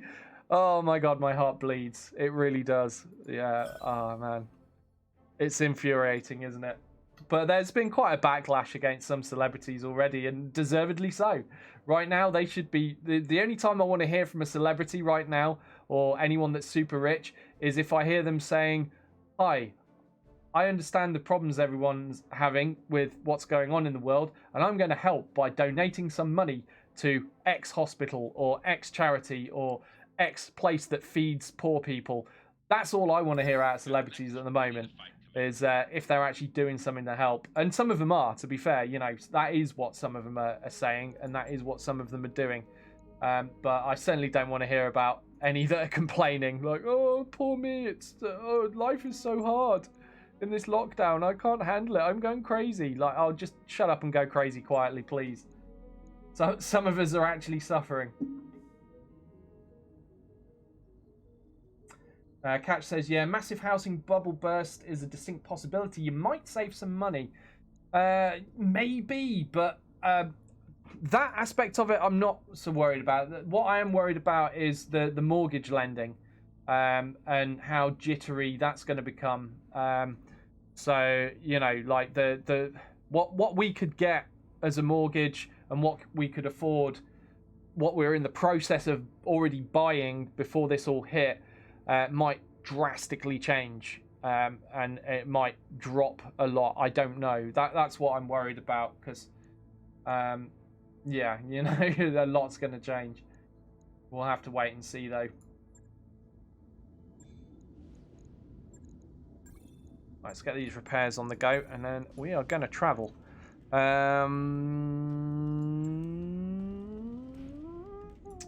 I'm gonna... Can I stop work on... No, I still need to fix that assassin before I can put it in storage anyway, don't I? Oh, that's infuriating. Okay, right, let's push these to the top of the list. Yeah, we'll have the Vindicator. Oh, that... I think... Have I actually customized that? This Vindicator might actually be one that I've built. We'll see. Yeah, I think I will have built that how I like it. We'll see. Depends on how many options I had. Weaponry. So I want to travel. Let's see where to. Getting quite a few mediums now. I think we can certainly up things a bit. Where should I go? Back to here. Have I been there yet? It looks like I have. Let's go here then. By your command.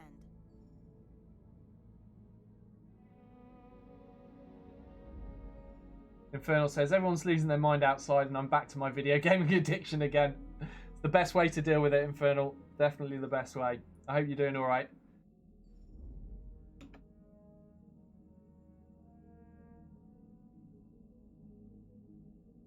Canadian streamer says, oh man, I feel for you. I bought my first house back at the end of 2017 because the mortgage rules were changing January the 1st, 2018. And it's been brutal economically since then. So I'm just waiting for prices for everything to go up. And my keys back to the bank. Yeah, man, it's worrying, isn't it? Scary times.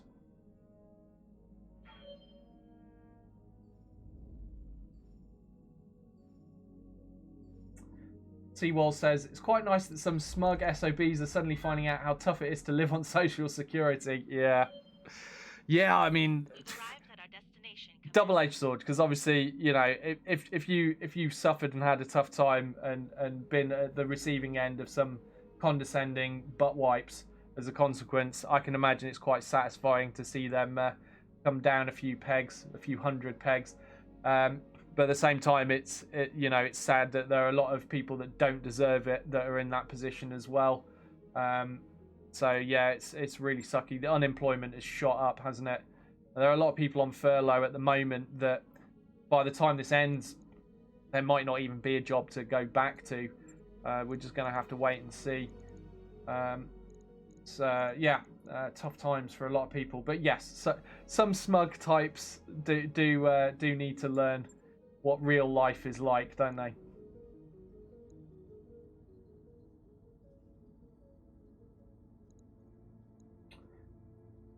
Yeah, Catch, honestly, I completely agree with that sentiment. He says it would be nice if the world just said F off China and just build our stuff everywhere else and pay more. Yeah, I mean, we would be paying quite a lot more, particularly in the short term. You know, it would not be easy, but like, if China wasn't run by an insidious, you know, communist dictatorship party that's doing really bad things to a lot of people already in their own country and inflicting bad stuff on the rest of us as a consequence, you know, if it wasn't for that, then I wouldn't have an issue with it. You know, markets go where markets go. That's the nature of capitalism. That's how it works. But yeah, unfortunately, the Chinese government is not nice at all. I mean, look at what they've done to the Uyghurs. Look at what they've done to Falun Gong. Learn about that. If you don't know about the Uyghurs or Uyghurs, however you want to say it, and if you don't know about Falun Gong, and you don't know about organ harvesting and transplant industry in China, if you don't know about any of those things, go learn about that, because it's very eye-opening. And you think, oh, China's Communist Party, they're not that bad. They're all right, really. Yeah, they're really not. They're really, really not. I don't think we ever should have been dealing with them, considering their human rights record. But we have, because money, you know.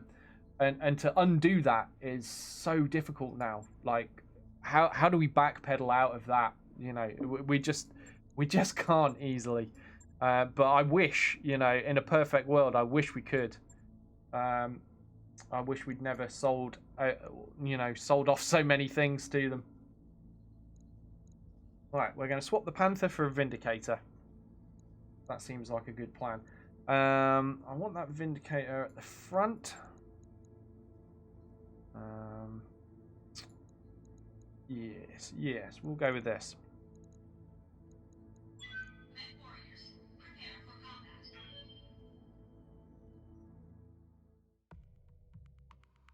Catch says, look at those celebs going through a hard time. This is probably the longest they've ever been without having a trip to their stylist. Sorry, yeah, or their entourage. Yeah, totally.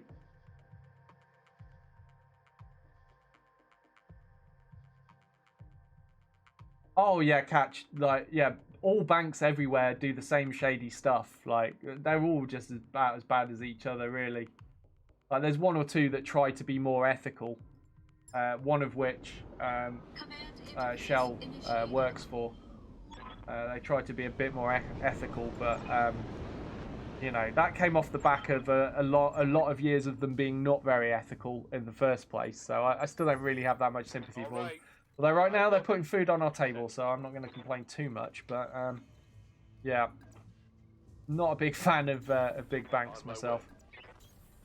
Roger. I mean, look at me. Look where I am. I'm, you know, an ex-DJ and musician who basically is playing computer games on Twitch. It's fairly safe to say I've never really been in favour of working for the man. I've always done my own thing. On my way. I'm not a big fan of you know, the whole ethics of that. But at the same time, I find myself, you know, with a partner that you know, she gets paid well for what she does, being, you know, she a network engineer of some description for a bank, and yeah, I'll be honest, it feels a bit icky, but at the same time, without that, if we had to live off what I earn at the moment, it would not be good.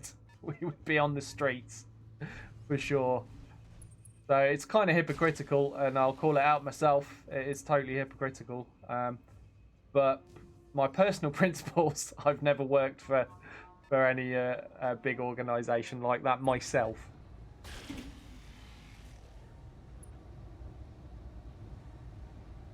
Come on, send me a real mech warrior. Yeah. Yeah. I mean, we're not rich, and we certainly didn't start out rich, but we're lucky in the sense that what Shell does is something that can be done from home. You know, she's working from home 5 days a week.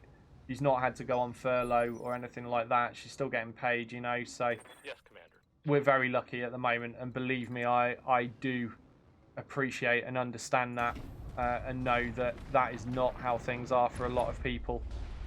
So yeah, you know, believe me, I do acknowledge it. Firing all weapons.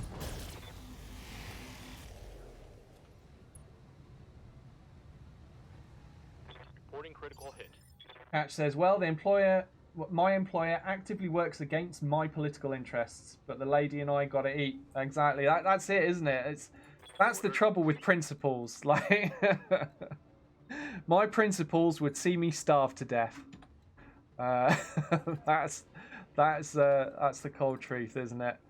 And sometimes you just got to take a job and do what you got to do, earn money and eat, and that's that. Your principles will come later if you can afford them. Principles are expensive, says Catch. Yeah, it's true. You know, Good to go. I'm not going to sit here and you know, lecture and think I'm better than other people for not working for the man and blah blah blah without acknowledging the drastic hypocrisy of the position I find myself in, or not understanding that people have got to do what they've got to do to earn money, put food on the table, and put a roof over their heads. I do understand that. I absolutely do. Coordinates received. Roger that. But yeah, I just found myself. I could just never manage it. I could never work for a big business. Like, places I came is I worked for Games Workshop while I was a student at university. I worked for Games Workshop, and you know, the staff that I worked with at the time, we called it internally the Evil Empire, because we knew the business was all about, you know, fleecing people for as much as they could on toys. You know, it was pretty evil. But yeah, you know, obviously I didn't work for them forever, and that's really probably the biggest business I worked for. And back when I worked for them, they were nowhere near as big as they've become. Systems holding.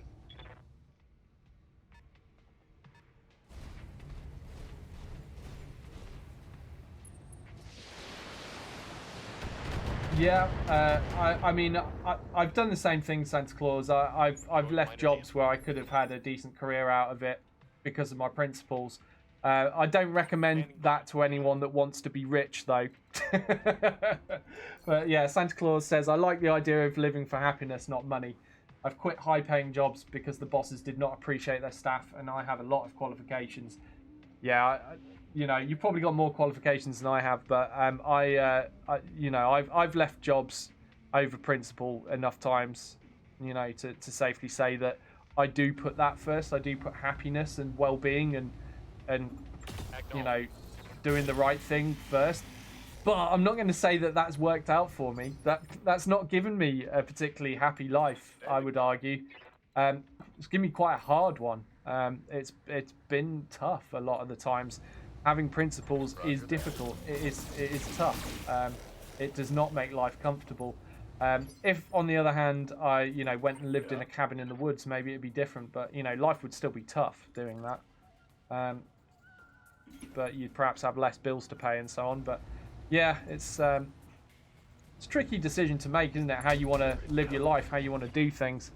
And it's easy to kind of make one decision and then look back on it and think, oh, kind of wish I'd done things differently. Life might have been different if I'd done things differently.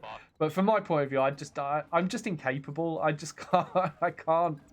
I can't handle working with or for assholes. I just can't. Like, I've tried and tried, and I just can't.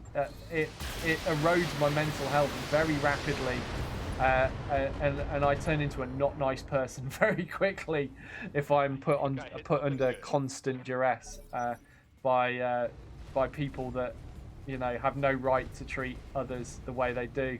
I just can't put up with it. And I respect and applaud anyone that can. I actually respect anyone that can, because that's one of the hardest things about doing a normal job, is just swallowing down the crap that you have to deal with on a daily basis.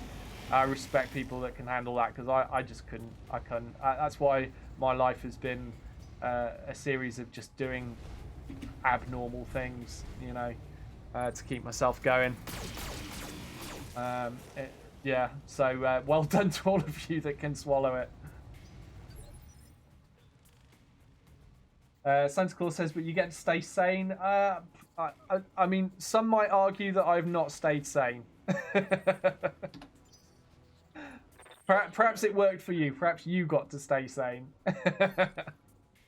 For me, I mean, just being honest here, like, a lot of the times has caused me a lot of stress. Taking the path that I took. So I would say it's not kept me sane. But who knows, like, perhaps it's kept me saner than the alternative. Because I don't know that. I couldn't say.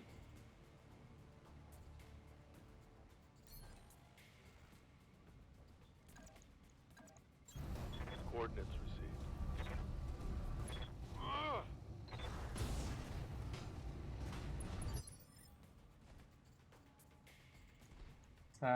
Lazy says, I work a crap job, but I don't have the drive or ambition to get good qualifications or put in the work to really change my life. I just scrape by and enjoy my spare time. And there's nothing wrong with that, though, is there? Like, there'll be certain types of people who'll look down their nose at that, won't they? But, screw those people, man. Like, as long as you're happy with what you're doing and you're happy with your life, then who are they to judge, Mech destroyed. Waiting for orders. But I mean, I know that there are people that will judge me for being a stay-at-home dad and looking after my son while my partner works. But as I've said on stream many times before, I simply cannot earn the kind of money that she can. There is no point in us doing it the traditional way around, because we'd be homeless within weeks. It just would not work. So here we are. And honestly, I really love looking after my son. I think it's great. I have a lot more patience for it than Shell does as well. It actually works out for us, She can handle the weekend while I do a bit of streaming. And I can handle 5 days a week. If it was the other way around, she might go crazy. You just don't know.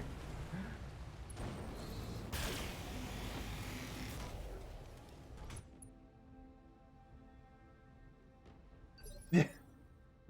Oh, yeah, well said, Lazy. He says, yeah, but now I'm a hero, one of the food service workers, keeping our country going on the front lines. And after all this, I still get paid.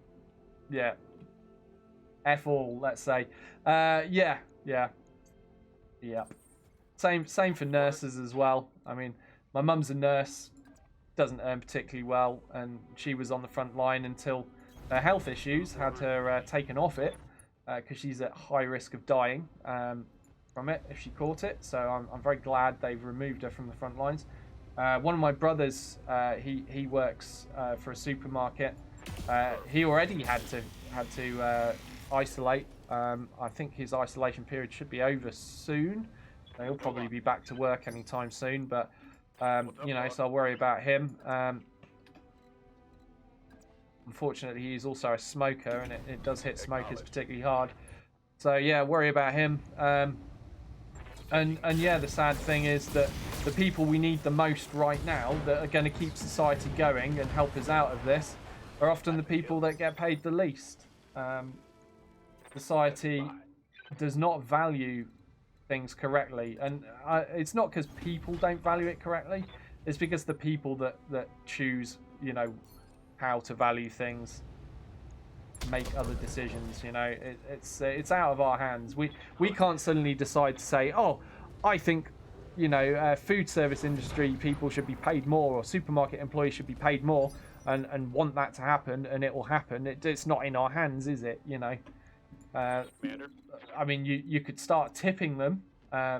You could do that. That's the best you got. And unfortunately, your system in America is a lot of people just have to live off tips. God knows how they're coping right now with everything shut down, and they're just getting what are they even getting over there?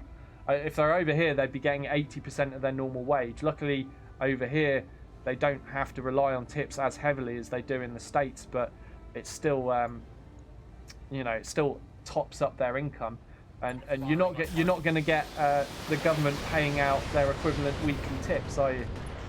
But yeah, I do think, you know, society's got it all wrong as to who and how people are valued, who is valued and how they're valued is wrong. But again, we're not the people that control that. There's not a lot we can do outside of supporting them, showing our appreciation. If you can afford it, give them a tip, as long as that's not going to offend them, because doing that over here, you might actually offend some people if you did that here. I know it's different in the States, but yeah, you know, it's not right. But right now, it's kind of nice in a way as someone that's not part of that anymore. Like, look, I have worked, you know, I used to work in bars plenty when I was younger. I've worked in bars and restaurants. I've done the low-paid jobs that are underappreciated and overworked and underpaid by a long way.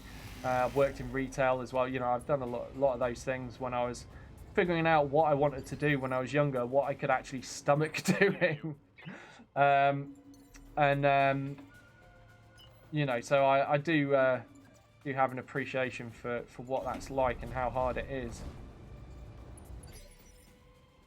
Sorry, I was going somewhere with that, but then I realised that I needed to think about what I'm doing in the game for a second, and I lost my thread. Right, don't want to fire, want to lose heat. Okay. But yeah, anyway, at the very least, we need to just be aware and appreciate the people that are keeping things going right now, and that they are actually putting their life, like, you know, what Lazy said, you know, he was joking about, you know, being a hero and blah, blah, blah, but in reality, people that are putting their lives at risk right now to keep society going should be revered. They should be considered to be far more valuable than the billionaires sitting on their yachts or on their private islands just riding this out. They should be, you know, held up as good examples of good people that are just doing what they're doing regardless of the risk and keeping things going. Unfortunately, though, for some of them, it's not through choice. Some of them have to do that, or that's it. You know, they lose everything. So some of them are just doing it because they've got to, but there are plenty of them doing it because they know it's helping society as well. And then you've got all the doctors and nurses. I mean, healthcare workers across the board, without question, definitely deserve respect because they are dying. You know, this is not something where they're doing just fine and it's just people coming into hospital dying. They're taking a risk every single hour, every single minute that they work. they're taking a risk with their lives at the moment because this thing is killing indiscriminately. You know, you don't know who it's going to take. You know, just a couple of days ago, 2 nurses died in our country. Both of them had 3 young kids. It's incredibly sad. And then another nurse died yesterday. He was working without proper protection gear. Couldn't go home or take breaks because they were short-staffed and just continued working. Obviously received an incredibly high viral load and it killed him. Like, too much for his system to handle. And that's desperately sad. You know, he was a young guy as well. And these people are going into work knowing the risks, knowing what's going on. And equally, people working in supermarket checkouts and stuff like that, stacking shelves, in contact with the public, are taking those same risks with their lives too. And they're doing it for often the absolute minimum society will pay out for a job. It's, you know, it's something worth thinking about and very worthy of respect if they're doing that, you know. Yeah, Lay says, I'm really worried about the prison system in the US. We've made such a profitable industry over keeping huge numbers of people locked up in close quarters with questionable hygiene. Yeah, it's bad. I mean, we're over here. Obviously, things are done differently over here, as with many things between Britain and the US. But we're already letting out prisoners 2 months early from their sentences. So sentences that are almost up, they're just letting people out now, just to minimise the risk. But I'm not so sure that's a good idea, because what are they coming out to? They're coming out of prison into a world where there are no jobs. There is no money. What are they going to do? Like, have they thought that far ahead? Like, what are these people that they're freeing going to be able to do in this society right now after just coming out of jail? Like, you know, they've got to go through the benefit system and try to get benefits to get money to survive. Where are they going to live in the meantime? Like, unless they've got family that will put them up. Yeah, it's very worrying about their situations as well. Like how they're going to survive.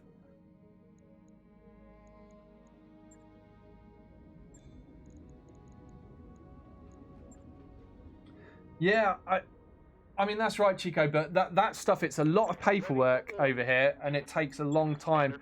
I've never been on it myself, but I've had friends that have had to use it, and they all will tell you that the system over here seems designed to be as difficult as possible, as arduous as possible, so as to put you off from using it. It's probably not that different elsewhere either. Yeah, as a consequence, things you know, it's not easy or quick for people to get on it. So, you know, that worries me, particularly with, you know, people who struggle with that kind of stuff, filling out forms. They're going to have a much harder time just getting any help in the first place. And so what are they going to do, you know?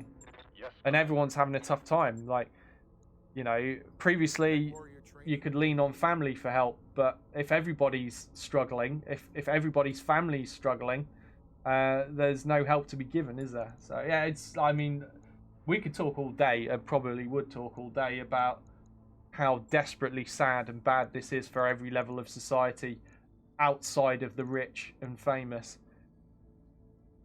But truth is that it is bad. It's really, really bad, and it's hard to see a way out of it that's going to be easy.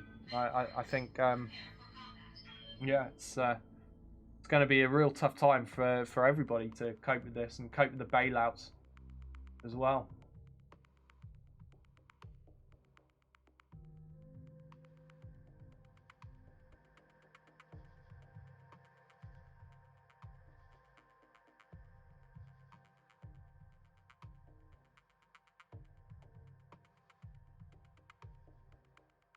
Greybeard says, both my grandmothers were nurses, each had a daughter who was a nurse. My first wife was a nurse and my daughter is a pharmacologist. I hope they're all okay, Greybeard. Yeah, I mean, my mum's a nurse, as I said earlier. It's something that I know plenty about and definitely respect. people doing that job, particularly right now.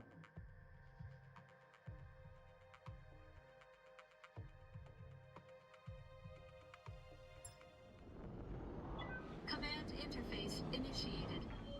Catch says, the thing is, the way things are right now is obviously very bad. People are undervalued, but I think what will really matter is whether we just go back to normal after this or whether we reevaluate what value means.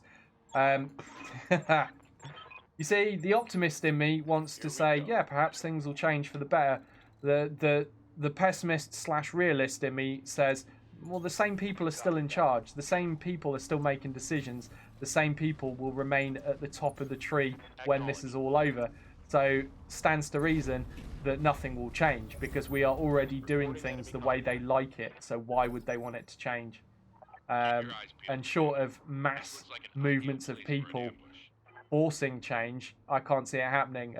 And that kind of thing just doesn't happen in our country anyway. I don't know about you guys in the States with all your guns and such, but in the UK that doesn't happen. Like, you know, the best we can do is a protest march, which every time one happens over a serious issue is immediately discredited because there'll be people in there that either they're just opportunistic idiots or they're there for a more insidious purpose. But these marches always get discredited by social disruption, you know, looting, rioting, fighting.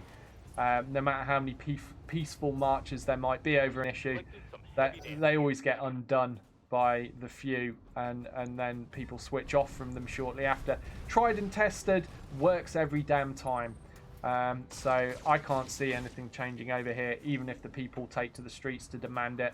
Our country is very old, has been around a long time, and has had a lot of practice at getting the little people to be quiet. Let's put it that way. They know how to do it.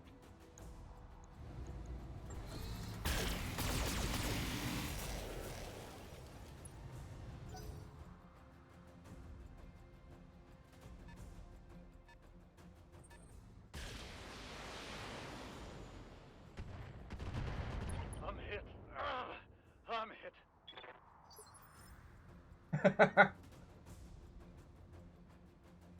You're going to be okay hiding in your teepee fort, are you lazy? Good to go.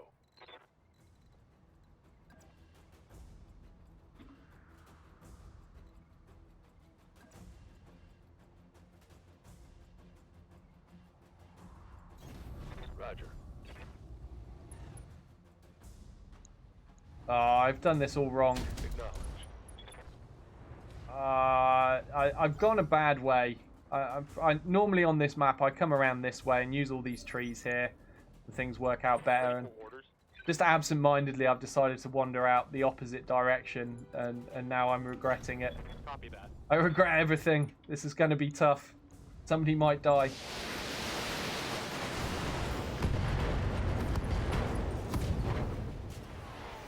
I think I hit something good. Can you fax me over some printed paper?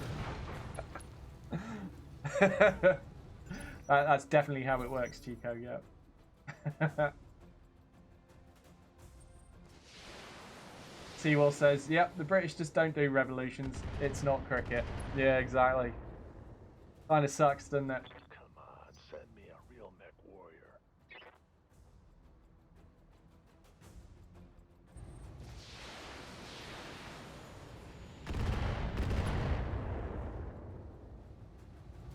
Systems holding.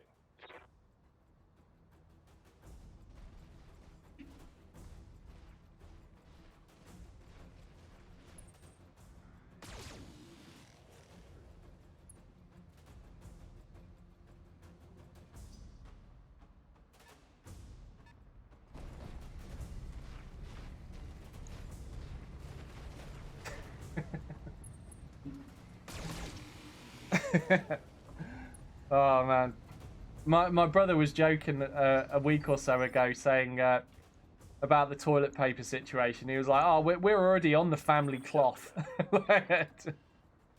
just using one cloth to wipe all their butts." That was a joke, though. They're not really in that situation. Move into position. But it did make me wonder for a second. I was like, really? No, he's joking. Let's hope it doesn't come to that. That one's gone.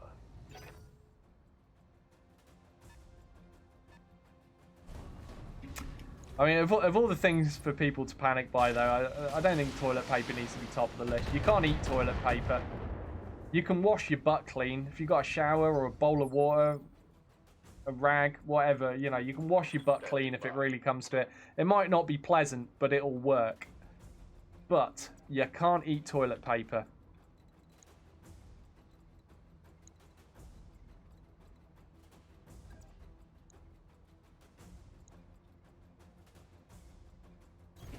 I copy. So yeah, it's food you want to be stocking up on. Well, that's the next thing that I've been keeping an eye on that stuff as well, because obviously I mentioned earlier things are going to hit us and the States pretty badly. Well, let's say very badly, but other countries Commander. are less well equipped to cope with this stuff, and they're going to get hit even harder. And I don't know how it is for the States, but in the UK, 40% of our food is imported. We rely on imported food for 40% of what we consume here. And all it takes is a few of those places that import or export food to us to stop doing that, and we start having serious problems. Like, for example, getting hold of rice has been very difficult for a couple of weeks now in the UK.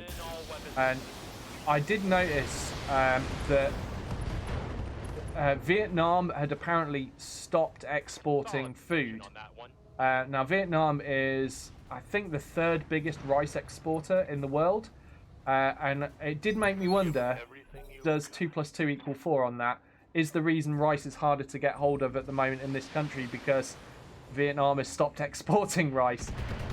Is that going to get worse as more places stop exporting food? At the moment, supply chains are doing all right. They're coping with the panic buying just about. We are rationed, but there's enough stuff. You know, stuff's coming in.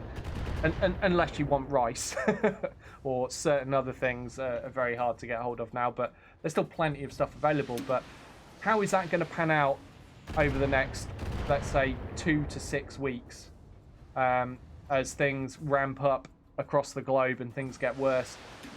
Are the supply chains going to hold out? I mean, obviously I hope so. We shouldn't panic.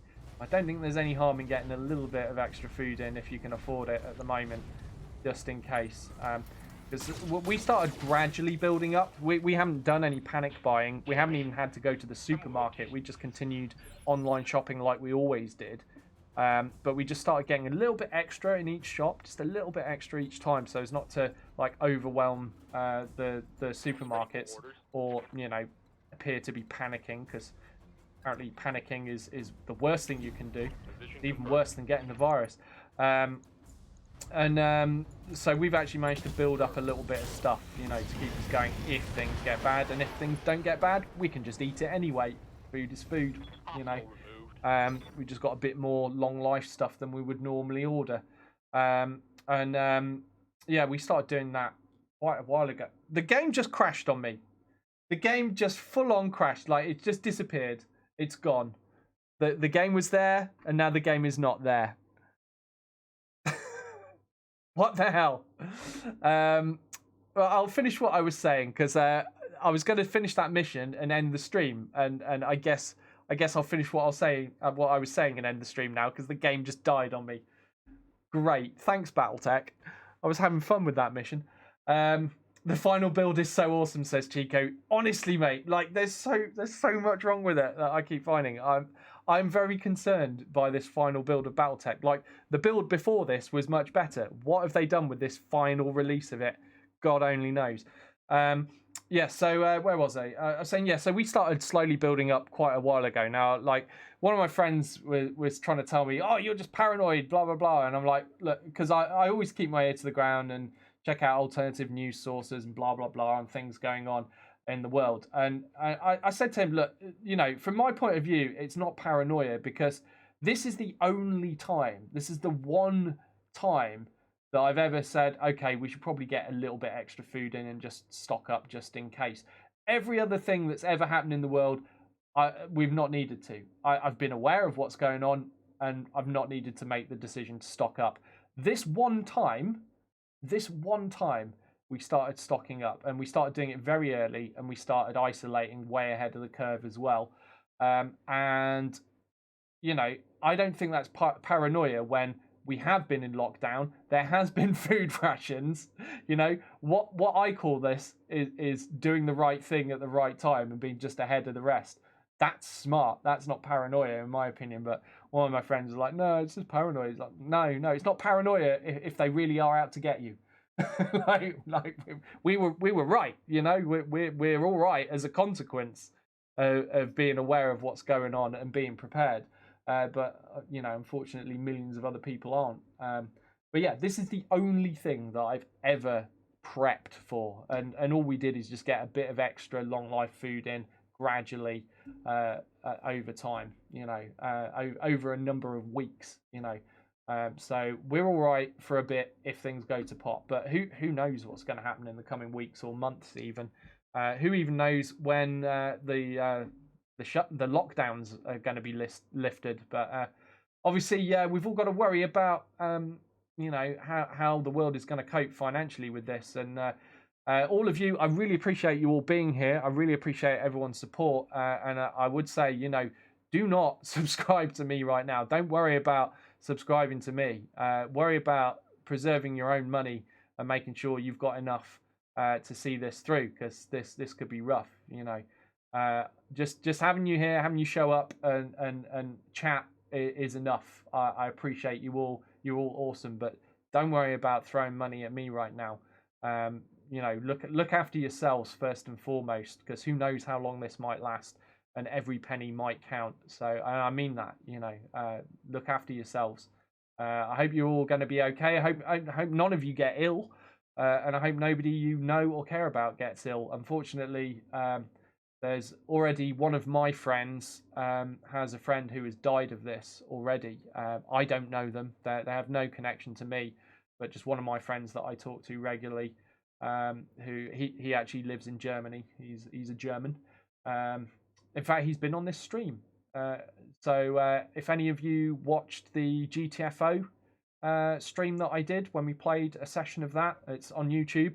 The German-sounding guy there, Neugen, one of my friends that I played mechs with for years and years, he knows someone that's died of it already in Germany. So it's very sad, and I hope none of you guys are affected by this. I hope you're all okay and stay safe. And I guess, pains me to say this, but follow the rules. Like, stay in. Like, don't go out and do unnecessary things if you don't have to. Do what you can to stop the spread. And yes, and lazy is added, and wash your ass. Definitely, they're going to be the parting words. Wash your ass. On that note, thank you very much, guys. I'll be on full-time dad duty during the week again, so my schedule is completely different to what it used to be. But I will hopefully be back on Sunday. No, not Sunday. On Saturday next week, all going well. I will try to stream at the weekends as and when I can and keep things ticking over. So I hope you'll all join me then. It's been a pleasure to spend time with you and have a nice chat about the doom and gloom going on in the world at the moment. And thank you for all being sensible adults and still being able to laugh at ourselves about this. I know I keep saying it, but I can't stress enough how much it matters to me that you guys are all good people, that you are good to each other, and you don't have to agree to get on. You know, it means a lot. I think it's important. It's the best way to be as people, and I think you guys are a great community. Long may it last, and thank you for that. If you want to see more of what I'm doing, if you've only just discovered this channel or whatever, I do have a YouTube channel with hours and hours and hours and hours and hours of content. So go check out that. It's channel_Doyle on YouTube, so go check that out. If you're watching this on YouTube, please give it a thumbs up if you enjoyed the content. It really does help grow the channel, and subscribe if you want to see more stuff like this. I appreciate you all, and if you leave a comment on YouTube, I will read it. I will get back to you if it's something that requires an answer, and I do read them all, so even the mean ones. So I hope to see you all next weekend. Stay safe during the week, and yeah, I hope everything goes well. Take care, guys.